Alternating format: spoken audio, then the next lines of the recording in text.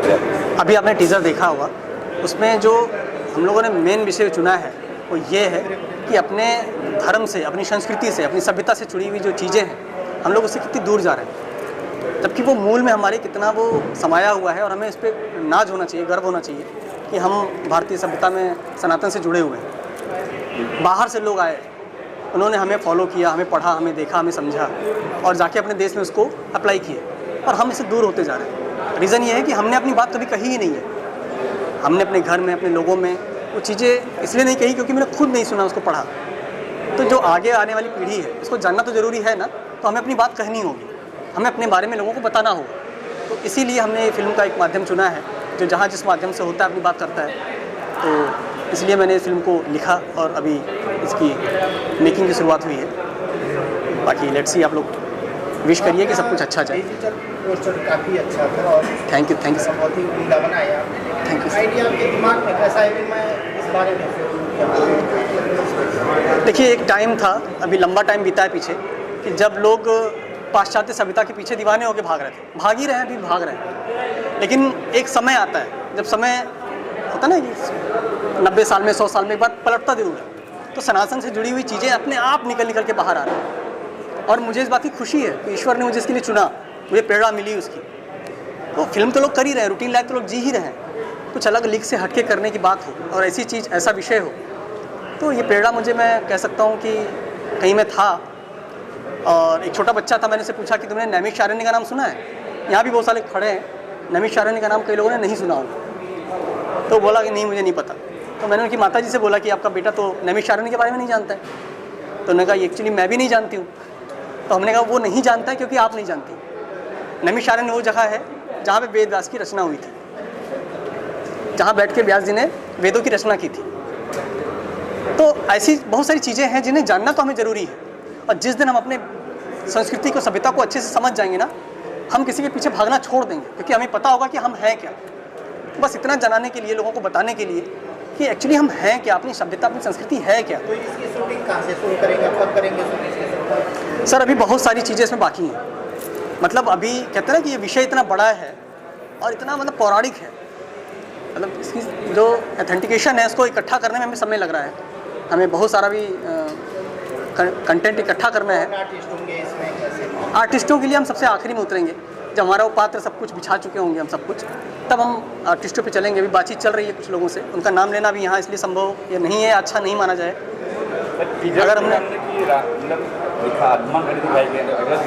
जी क्या है वो, देखिए अयोध्या कहते हैं ना राम राज्य आ जाएगा। सब लोग कहते हैं ना कि राम एक ऐसा शब्द है जो हमारी संस्कृति को इंडिकेट करता है। तो उस चीज़ को दिखाने का माध्यम ये था कि जहाँ से संस्कृति की उपज है वो अयोध्या है। ऐसे बहुत सारी जगह हैं, काशी के बारे में बहुत सारी चीज़ें हैं, ऐसी बहुत सारी नगरी है। तो अयोध्या को दिखाने का मतलब ये था कि जहाँ से धर्म का उदय हुआ। अयोध्या अभी तक खंडहर पड़ा हुआ था, जब लोग पाश्चात्य के पीछे भागे तो वो खंडहर हो गया था। अभी हम फिर से सनातन की तरफ हैं, तो आज आप जाइए अयोध्या, तो आपको वहाँ पे एयरपोर्ट से लेके बहुत सारी चीज़ें माननीय योगी जी कर रहे हैं वहाँ पे। तो जो जहाँ जिस माध्यम से अपनी बात कह सकता है, हम फिल्मों के माध्यम से वो चीज़ दिखाने जा रहे हैं। हमारे अपने लोग हमारे साथ इकट्ठा हुए, हमारी इस सोच से स्वीकृत किया उसको, और हम उससे मेकिंग कर रहे हैं इस चीज़ पे। आप बताइए।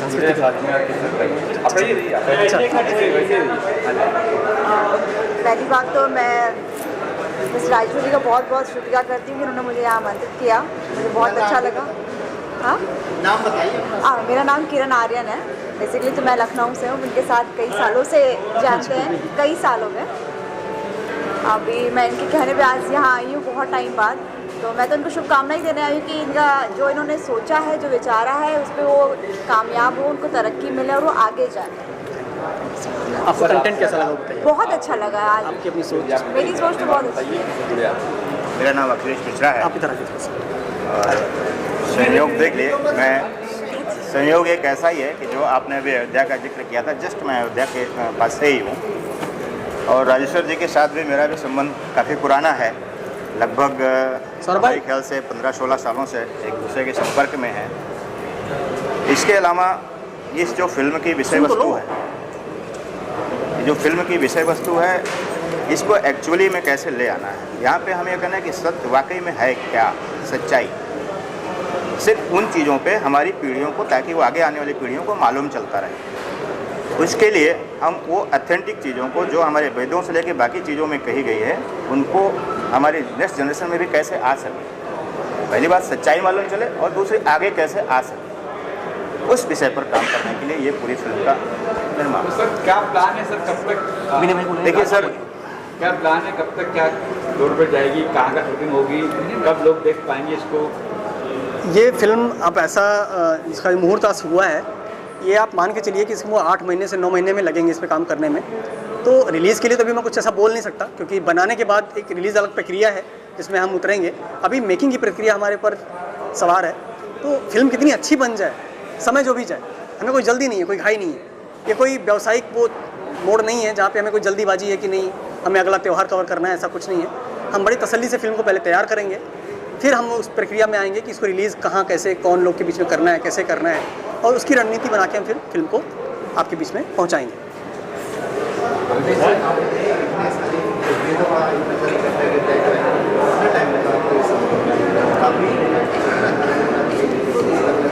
जी जी, इसमें हमें कुल 5 साल लग गए। 5 साल से हम लगातार इसी पे काम कर रहे हैं। ये कह सकते हैं कि जो लॉकडाउन था, जो लोग बड़ी परेशानियों में गुजार रहे थे, उस परेशानियों के बीच भी जो बचा हुआ समय था ना कि घर में ही आपको बैठना है, तो हमने बहुत सारी चीज़ों पे बहुत गहन अध्ययन किया है। सब टेलीफोनिक आपस में जुड़े रहते थे और एक विचार बनाया कि इस पर हम लोग एक कुछ ऐसा कंटेंट तैयार करेंगे जो कम समय में अपनी बात को हम बता पाएँ लोगों तक। तब हम लोग इसकी तैयारी कर रहे थे। जी हाँ, एक अपना सनातन पे ही एक विषय पे गाना है, एक ही गाना है, उसको सोनू निगम जी गाने के लिए बात हो रही है उनसे, तो हम उनसे गवाएंगे इस गाने को। क्या आशीष देंगे सर राज जी को आज? पहला कार तो राज जी को बहुत बहुत बधाई और आशीर्वाद, और साथ में मिश्रा जी को भी, और यहाँ सभी पधारे हुए आगंतुक को भी बहुत बहुत आशीर्वाद दूंगा। वास्तविक जो क्षणिक मात्र में दृश्य दिखाया गया, बहुत ही उत्तम सोच विचार के साथ समाज को एक नई दिशा दिखाने का प्रयास कर रहे हैं। मैं राज जी को, राजेश्वर राज जी को और अखिलेश मिश्रा जी को बहुत बहुत शुभकामना देता हूं, और सदैव महकते रहें, चहकते रहें, ऐसे सतमार्ग की ओर लोगों को प्रेरित करें, और जिस वस्तु को लोग भूल चुके हैं उस वस्तु को पुनः लाकर स्थापित कर रहे हैं। बहुत बहुत साधुवाद। जय श्रीमन्नारायण। आपको लगता है कि इस तरह की फिल्में का मांग है आज के दौर में थी, जरूरी है? हाँ, बहुत आवश्यक है। होता क्या है कि अतीत को याद करना अच्छी बात है, और जो हमारे साथ दुर्व्यवहार हुआ, जो धर्म को मिटाने का प्रयास किया गया, उसको जब हम प्रेजेंट करेंगे तो लोगों तक यह चीज़ जब पहुंचेगा तो उनको वह पुरानी बातें याद आएंगी, और अपने आप में उस वेदांतम की बात को सुन करके लोग सोचेंगे कि वेद वेदांत एक रिसर्च से भी श्रेष्ठ है, क्योंकि विज्ञान की उत्पत्ति हुई वेद वेदांत से ही हुई है। तो हमारा ये मानव जीवन है, यहाँ आकर के हम जाति धर्म अनेक बातों में बांट दिए गए हैं। वास्तविक देखा जाए तो इस सनातन धर्म की नींव तो अखंड है, अखंड रहेगी, और भगवान श्रीमन्नारायण के ही द्वारा इसी से मानव, इसी से दानव सबकी उत्पत्ति हुई है। ये अपने अपने आचार विचार भावनाओं के साथ होता है, लेकिन वेदांतम का जो भाव प्रकट हुआ है, इसके लिए मैं बहुत बहुत साधुवाद देता हूँ। आप भी टिप्स देंगे कि आदमी को ये कैसा करें, ऐसा करें? ज़रूर इस पर हम विचार देंगे, और वार्तालाप होती रहेगी अखिलेश जी से भी और राजेश्वर राज जी से भी और पूरी टीम से भी, और बार बार जब हमारी आवश्यकता पड़े तो कभी भी मुझे इस बारे में सहयोग जो चाहिए तन से, मन से, धन से मैं देने के लिए तैयार हूँ, और सदैव देता रहूँ।